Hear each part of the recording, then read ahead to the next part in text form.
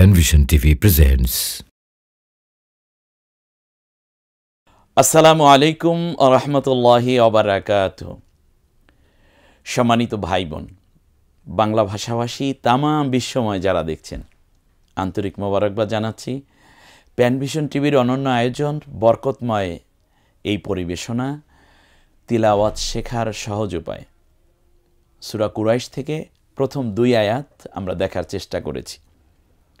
এরকম ছিল, স্ক্রিনে একটু দেখে নেই। بس لإيلاف قريش إيلافهم رحلة الشتاء والصيف এ পর্যন্ত। এখন আমি আপনাদেরকে বলবো, আপনারা বানাবেন। এটা হলো ফা, একক হলো ফ, এটাকে আমরা ফা বানাবো। বলেন তো, ফটাকে ফা বানাতে হলে কি করতে হয়? ওস্তাদ জি, একটা জবর দিতে হবে। কিন্তু আমি তো অন্য কিছু বানাতে চাই আবার সাথে সাথে, তা হচ্ছে আমি বানাতে চাই ফাল। ফাল ফাল বানাতে হলে কি করতে হবে? ওস্তাদ জি, ফাল ফা তো আছে আর ল, ও লটাকে যজম করে দেব, বাস একটা শূন্য দিয়ে দেই, হয়ে গেল ফাল। অর্থাৎ লামের একককে লই রেখে দেব আমরা, হসন্তের মতো উচ্চারিত হবে লটা। হয়ে গেল ফা আর ল মিলে হলো ফাল। আমি বানাতে চাই ইয়া। ওস্তাদজি, ইয়া আছে তো আপনি বলেছেন 2টা অক্ষর যাকে জবর দিলে পূর্ণ উচ্চারিত হয়ে যাবে। ইয়ার উপরে ই আছে, আমরা একটা জবর দিয়ে দিলাম, হয়ে গেল ইয়া। ইয়া এবং ওয়া জবর দিলে পূর্ণ অক্ষর হয়ে যায়। তাহলে ইয়ার উপর জবর দিলে ইয়াই থাকে, ইয়া। আমি বলবো ইয়া। ওস্তাদ যে আইনটা যজম করে দিতে হবে, কারণ আপনি ইয়া জের জবর পেশ কিছুই বলছেন না, তাহলে যজম হবে। ফাল ইয়া, বকে রস্যুকার দিন বু, দকে রস্যুকার দিন দু, পেশের পরে ওয়াও সাকিন একালিপ টেনে বলি। এখন কি হলো? ফাল ইয়া বুদু,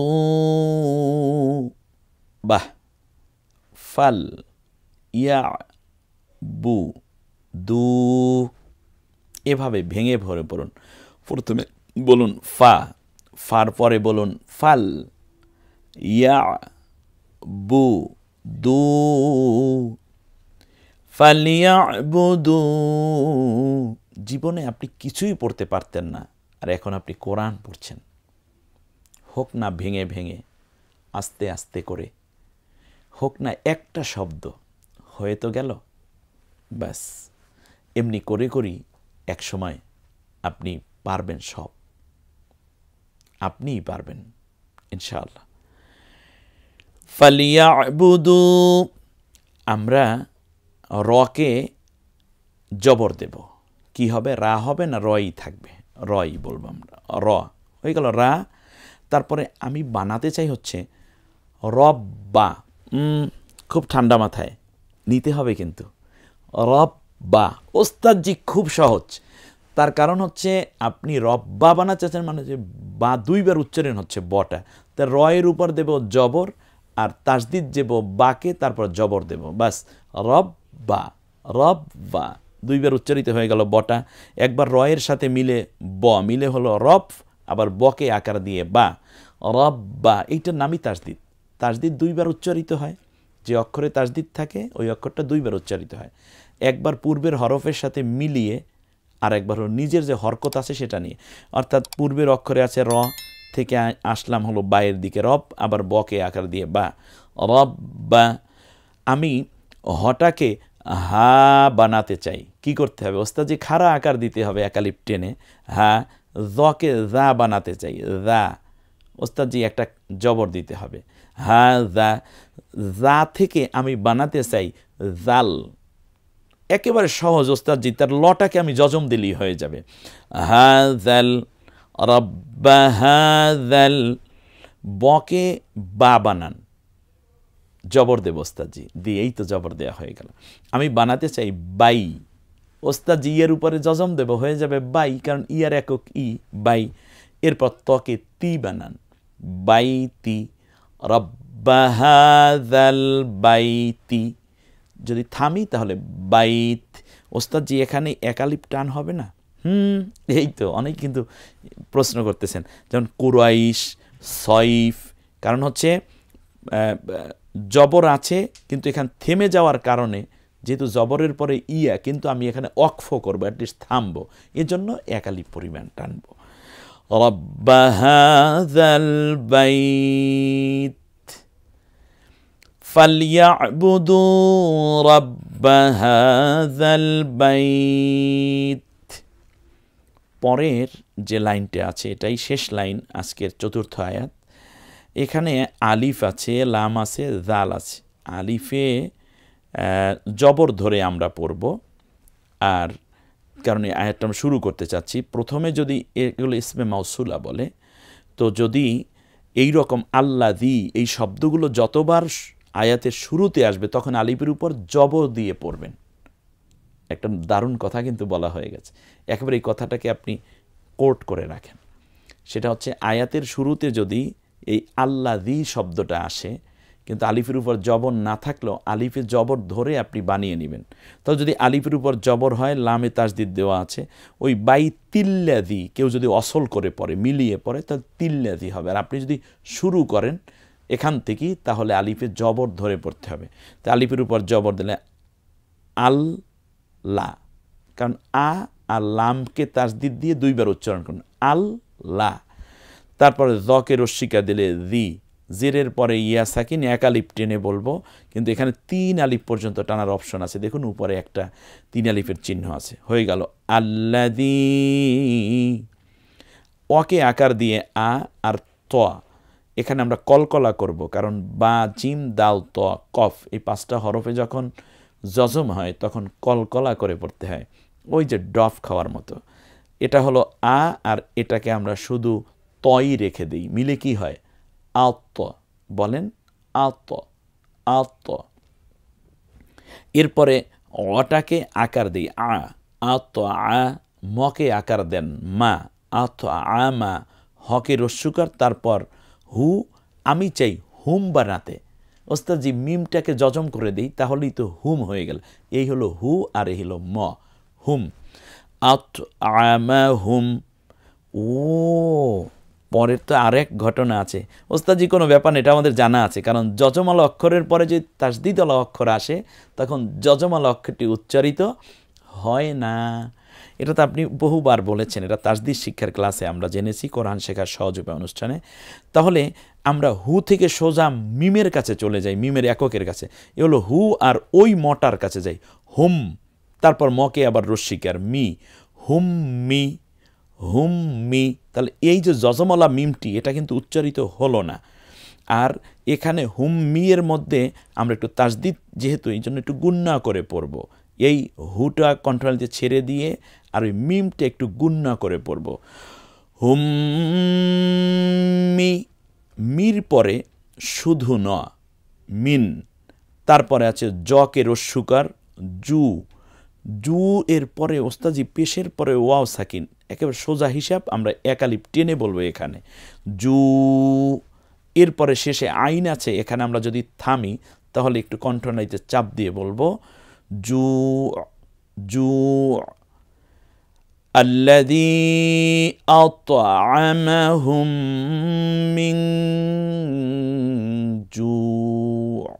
ওস্তাদজি এখানে মিং এভাবে করলেন কেন? ওহো, এটা তো মনে থাকার কথা, কারণ তানভিন অর্থাৎ 2 জের 2 জবর কিংবা 2 পেশ, অথবা নুন সাকিন অর্থাৎ যজমলা নুনের পরে যদি এই ইকফার কোনো হরফ আসে, ইকফার হরফ 15টা তো মনে আছে আপনাদের মনে হয়, তাও সাও, তাও সাও, জিমো দালো, দালো ঝা, সিনো শিনো, সদ দদ, ত যাও, ফাও কফ কাফ। এই যে তাও সাও জিম, এই জিম এসেছে, অর্থাৎ নুন সাকিনের পরে যজমালা নুন, নুন সাকিন মানে যজমালা নুন, এরপরে জিম এসেছে। এই জন্য আমরা মিন না বলে মিং, নাকের মধ্যে নিয়ে একটু অনেশ্বর, অনেশ্বর টাইপ, যেমন মিং, ময়রস্বীকার অনেশ্বর দিলে কেমন হয়, মিং জু। ওয়া তাসদিদ থাকুক, কোনো অসুবিধা নেই।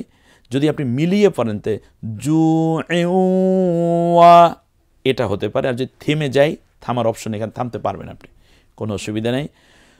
ওয়ার উপর জবর ধরে ওয়া, ওয়াকে আকার দিয়ে আ, একালিপ টেনে বলবো আ, মকে আকার মা, নকে আকার না, হকে রস্যুকার হু।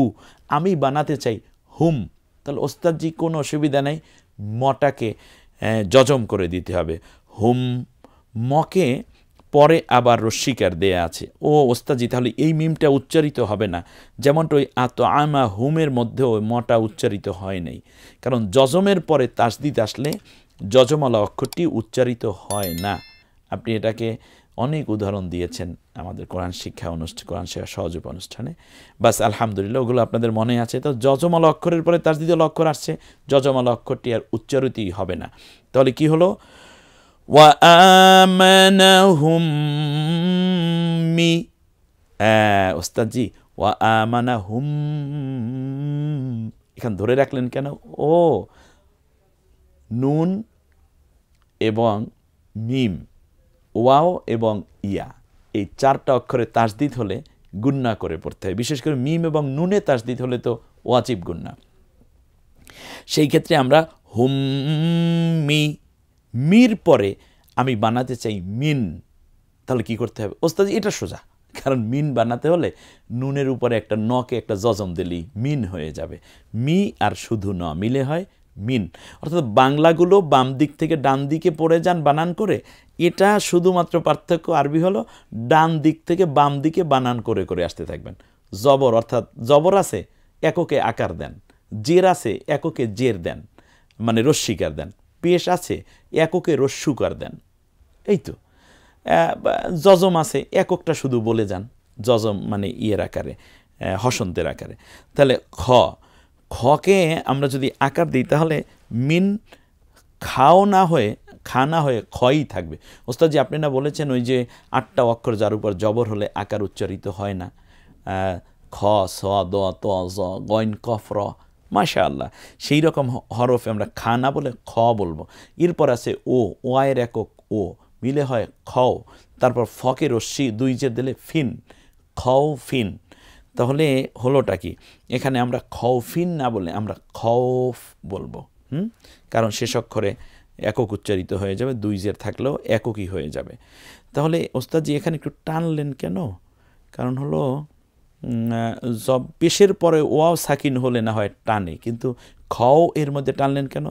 ও তা আগেই বলেছি, ওয়াও এবং ইয়া লিনের হরফ, এই 2টা অক্ষর যদি কেবল থেমে যাওয়ার জায়গায় আসে যজম অবস্থায়, আর পূর্বের অক্ষরটা যদি জবর থাকে, তাহলে পুরা থিওরি মিলে গেছে।